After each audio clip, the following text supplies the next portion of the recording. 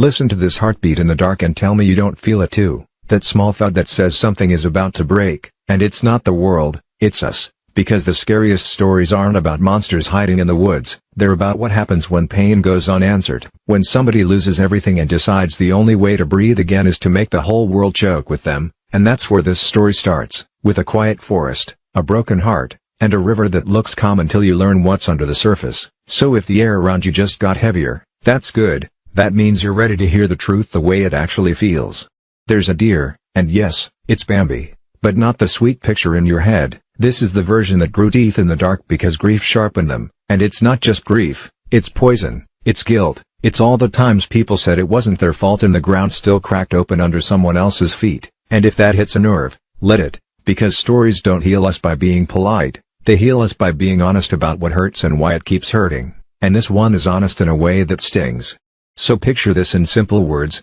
no fluff, just what happened and why it matters, because the clearer it is, the harder it lands. And sometimes that's the point, to feel it fully so it doesn't follow you forever. Bambi loses his mother to a hunter, and that kind of loss is a door slamming in the soul, the kind that changes how sound hits your ears and how light hits your eyes. And before he can learn how to live with that hole, he loses his mate, Feline, not to nature, not to time, but to a truck carrying toxic waste, because human shortcuts always send the bill to someone who didn't order anything, and then their kid disappears, like the world isn't even trying to pretend it's fair. And you know how pain works, it hunts for water, any water, and when he drinks from a river that was never meant for mouths anymore, the poison edits him, not into a cartoon villain, but into a mirror that nobody wants to look at. Now hold that image while we shift to a different kind of pain, the humankind, a mother named Xana and her son Benji on a trip that should have been safe and boring and full of little life things like snacks, bad jokes, and the slow comfort of family, heading to a house where Mary holds the center with a quiet that feels like she hears more than the rest of us, and where Andrew, Joshua, Harriet, and Harrison move through their days like they have all the time in the world, which is the most fragile lie we tell without knowing it. On the way there, the deer hits, sudden and brutal, the taxi driver gone in an instant, shock dropping them into that cold, shaky focus that comes when life decides to test how much you can carry right now, and they reach Mary's house, because sometimes survival is just stubbornness that refuses to sit down. Inside, the house is a mix of warmth and weight, the kind of place where love lives next to old arguments, where everybody thinks they're doing their best even when the floor is already tilted, and outside, the forest is listening with teeth. 3 hunters, Michael, Tyler, and Eddie, gear up the way people do when they think bullets solve every question, and sometimes bullets do answer questions, but usually they just start louder ones, and that's exactly what happens, because fear isn't quiet once it gets a microphone. When Joshua gets shot by accident, it's not evil, it's panic, and panic is one of the cruelest things in the world, because it makes decent people dangerous and then leaves them with the weight of what they did without meaning to, and that weight doesn't fade just because the sun comes up. Mary says little but knows much, like she's hooked into a signal no one else gets, and Harrison starts acting off, which is how the story lets us feel the river's reach, because poison never stays where you put it, it spreads, it teaches the whole place to hurt, and the creatures learn that lesson too. The deer comes to the house like a storm with a face, and Harriet doesn't survive, and that loss is the kind that sits in the throat and makes time move wrong, because every death that feels unfair bends the clock in ways you can't fix. They run to a caravan, because running is the oldest truth the body knows, and Andrew dies in a way that feels stupid and unfair and real, because not every death is cinematic, a lot of them are just ugly and sudden and wrong in a way that makes you angry at angles and objects and timing itself. Harrison wanders into the forest and crosses paths with mutated rabbits, which sounds silly until you remember the river and realize the whole ecosystem is sick, like somebody coughed into the world and didn't cover their mouth, and now everything is infected with the memory of what was done to it.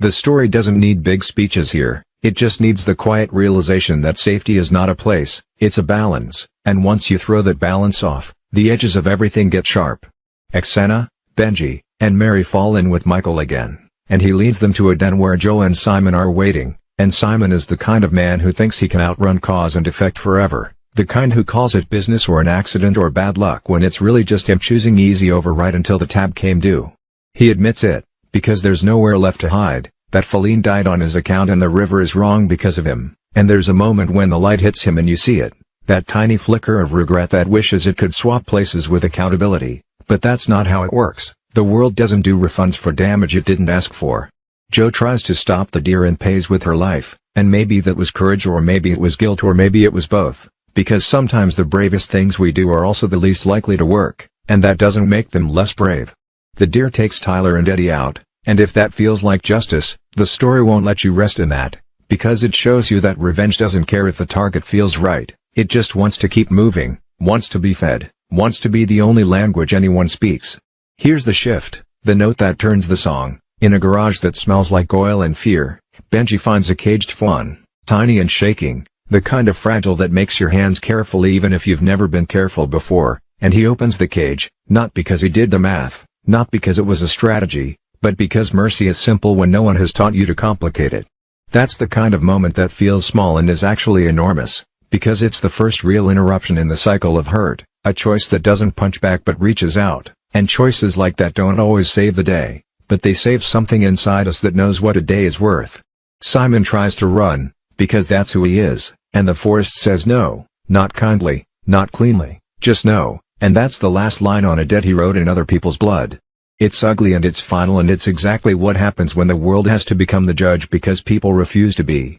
And then we reach the quiet heavy, the moment the story has been walking us toward with cut feet and clenched jaws. The place where everything could turn if anyone could hold still long enough. Anna and Benji bring the fawn to the deer, hands shaking, hearts louder than thoughts, and when he sees his kid, something soft wakes up, something old and true, like a window unfreezing in winter, and for a second the rage melts and you can see the shape of what the world could be if we let it, if we chose repair over control. In that second the room breathes, the forest breathes, and then fear takes the wheel again and Michael fires, and the shot doesn't just hit the deer. It hits the future that was trying to be born in front of us, it hits the idea that mercy could win if we didn't flinch. Mary ends Michael, and it's not clean, it's not triumphant, it's a hard stop to a worse ending, and it comes from a place that knows the cost of pushing a good moment off a cliff. The deer bleeds out next to his fawn, and Anna and Benji stand in that silence you never forget, the one that tastes like metal in winter, and the story closes the chapter with a lesson we all keep having to learn. Hurt creates hurt unless somebody interrupts it on purpose.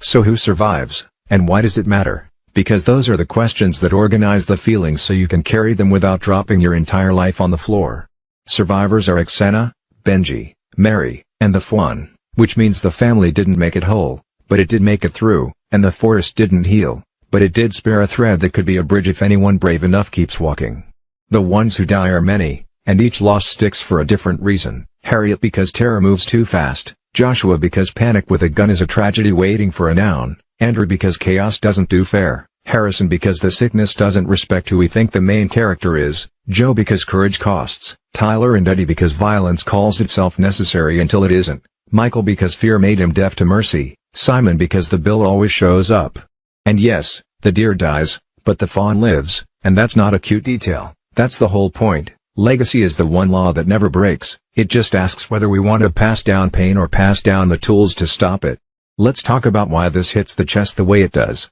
in light, simple language, so the head and the heart can agree for once. Grief is a storm that changes the shape of the shore every time it rolls through, and expecting the same beach after is how we end up angrier than we need to be. So the first truth here is acceptance isn't weakness, it's how we stop cutting ourselves on old maps. The second truth is that shortcuts hurt strangers first, which is why responsibility can't be a press release, it has to be a repair, and if that sounds heavy, good, because the weight was always there, we're just deciding to pick it up. The third truth is that panic wants to drive, and it's a bad driver, so the bravest thing in a crisis is not the loudest action, it's the quiet reset that keeps the worst version of us off the steering wheel. The fourth truth is the hardest, revenge looks like control until it doesn't, and by the time it stops working, it has already taught your hands how to stay closed even when someone is reaching for them. The fifth truth is the hope, mercy is not naive, mercy is a skill, and like all skills, it can be learned, practiced, and chosen faster the next time.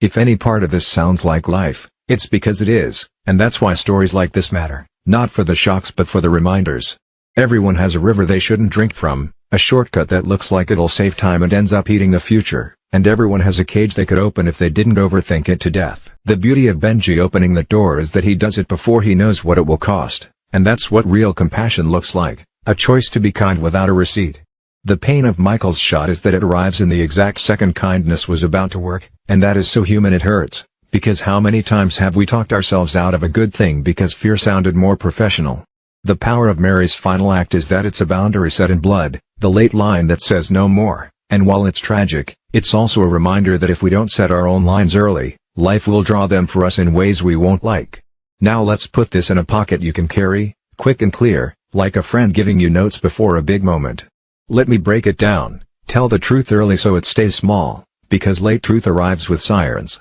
Choose mercy before the room is on fire, because it's easier to open a cage than to rebuild a forest. If you feel panic rising, name it, breathe slow, do one kind thing, then another, because calm is a choice repeated, not a vibe discovered. If you broke something, don't argue with the crack, fix it, and if you can't fix it alone, ask for hands, because shame wants you isolated, repair wants you in a circle. And when survival gives you a second chance, don't try to make it feel like the first, honor it for what it is, a rough path that still leads forward. Here's the last thing, the part where this stops being just a story and becomes something we can do together. This channel is a place for people who feel a lot and still want to do something good with those feelings, and if that's you, then welcome, there's room here, there's always room here. Hit like if this made the world feel a little more honest today, subscribe if you want more stories told in plain language with a full heart, and drop a comment with the moment that stuck to you, the one you couldn't shake, because when you share that, you're not just talking, you're handing someone else a light.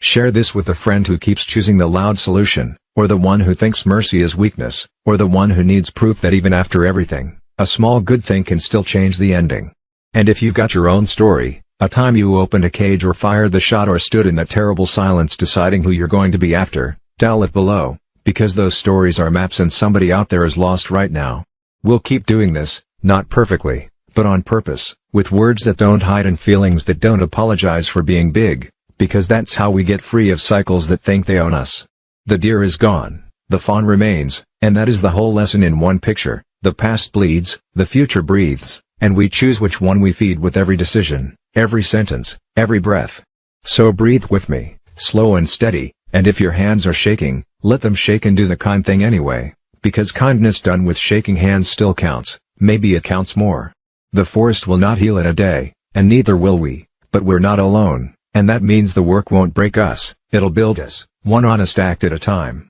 Like, subscribe, comment, share, and keep your heart soft where it wants to harden, because softness is not the opposite of strength, it's the proof of it, and that's how we end this story without ending hope.